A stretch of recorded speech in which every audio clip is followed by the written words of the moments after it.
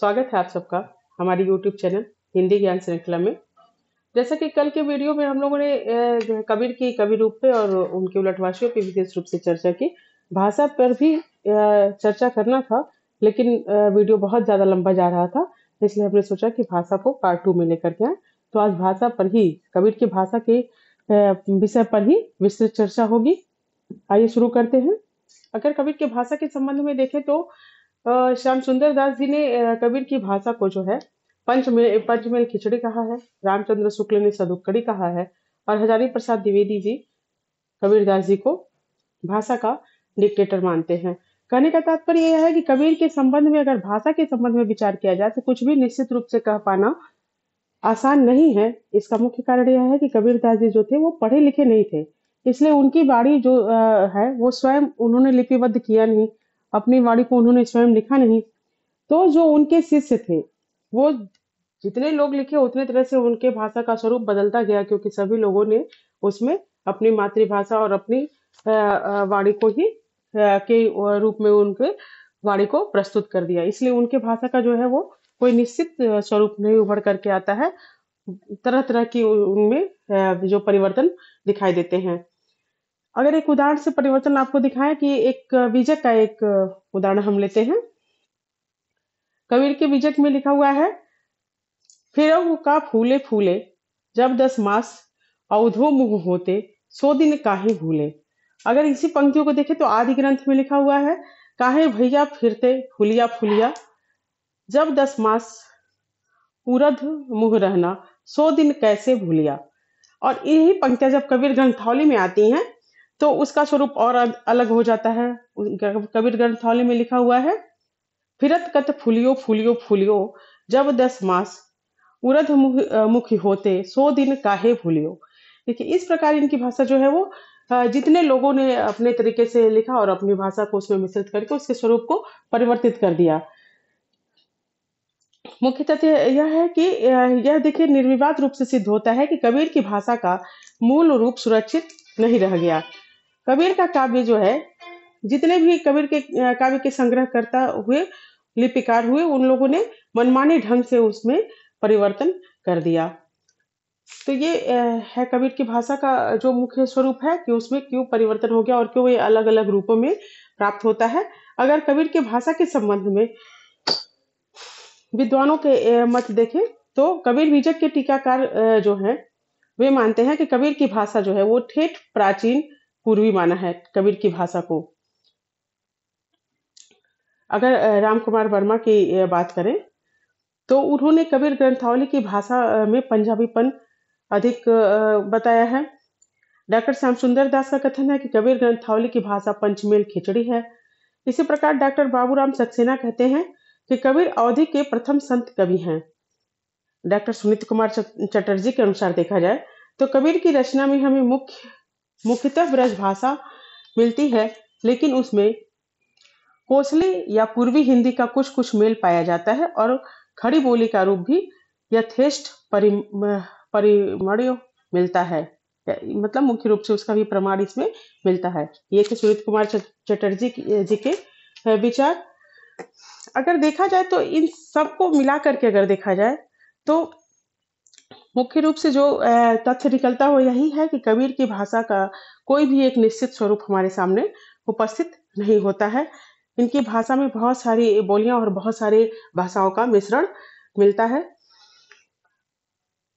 अगर रामचंद्र शुक्ल के विचार को देखें, शुक्ल जी ने कबीर की भाषा को पंचरंगी मिलीजुली भाषा कहा है। अपने इतिहास में उन्होंने इसे सदुक्कड़ी भाषा कहा है। वे कहते हैं कि कबीर बीजक की साखियों की भाषा सदुक्कड़ी अर्थात राजस्थानी पंजाबी मिश्रित खड़ी बोली है तथा उनकी रमैनियों एवं पदों से काव्य की ब्रजभाषा एवं पूर्वी बोली का व्यवहार हुआ है। कहने का तात्पर्य है कि कबीर की वाणी का जो रूप आज प्राप्त है उसमें कई भाषाओं के शब्द, पद एवं क्रिया रूप सम्मिलित हैं, जैसे कि अवधी, भोजपुरी, खड़ी बोली, पंजाबी और राजस्थानी।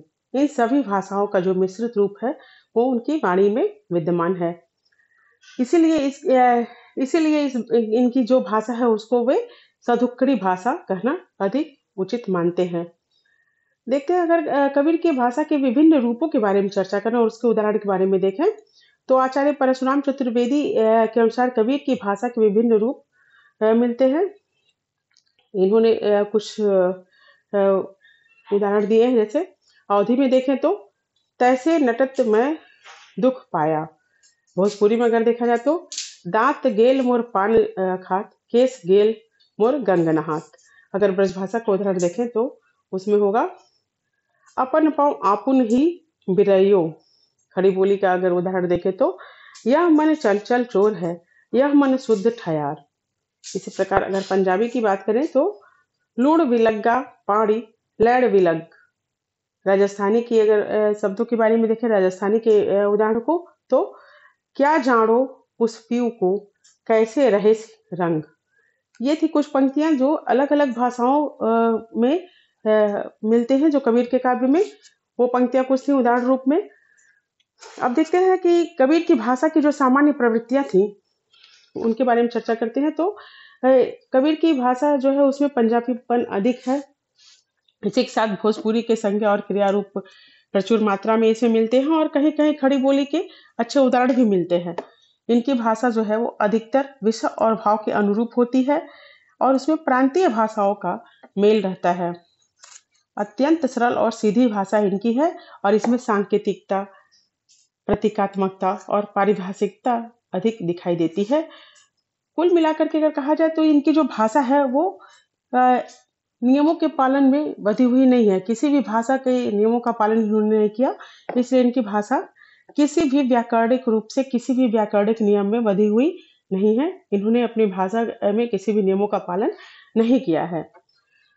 कहने का तात्पर्य है कि अगर निष्कर्ष रूप में हम लोग देखें, पूरे उस पर समग्र रूप से विचार करें, तो कबीर की भाषा जो है वो सीधी, सरल और सहज भाषा है, जो सांकेतिक, पारिभाषिक तथा प्रतीकात्मक शब्दों से युक्त है, और यह पूर्ण रूप से जनमानस को प्रभावित करने की क्षमता रखती है।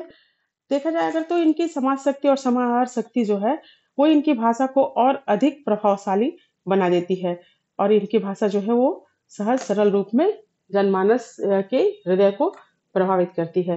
ये थे कबीर की भाषा के संबंध में विस्तृत रूप से विवेचन था।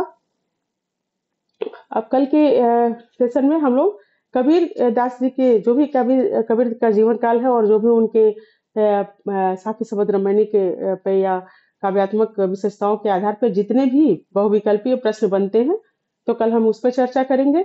जैसा कि आप जानते हैं कि एक विषय को समाप्त करने के बाद मैं उस पर आधारित जितने भी बहुविकल्पीय प्रश्न होते हैं उसको आपके सामने रखती हूँ। तो कल कबीर दास जी पे जितने भी प्रश्न बनेंगे उस पे विचार होगा। उसका एक शब्द में उत्तर के साथ वो होगा बहुविकल्पीय प्रश्न, उसमें 4 विकल्प नहीं होंगे, 1 वर्ड आंसर होगा वो। क्योंकि देखिए ये बीए के पाठ्यक्रम के लिए भी बहुत महत्वपूर्ण होगा, और सीटेट, नेट और जेआरएफ के लिए भी अत्यधिक महत्वपूर्ण होगा, क्योंकि ये परीक्षाएं जो है वो बहुविकल्पीय पद्धति पे होती है। तो कल की वीडियो में देखते हैं। आज के लिए बस इतना ही। अगर हमारा चैनल आपको अच्छा लगे, मेरी वीडियो आपको पसंद आए, तो मेरे चैनल को सब्सक्राइब कीजिए, लाइक कीजिए और शेयर कीजिए।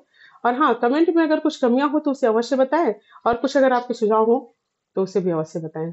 धन्यवाद।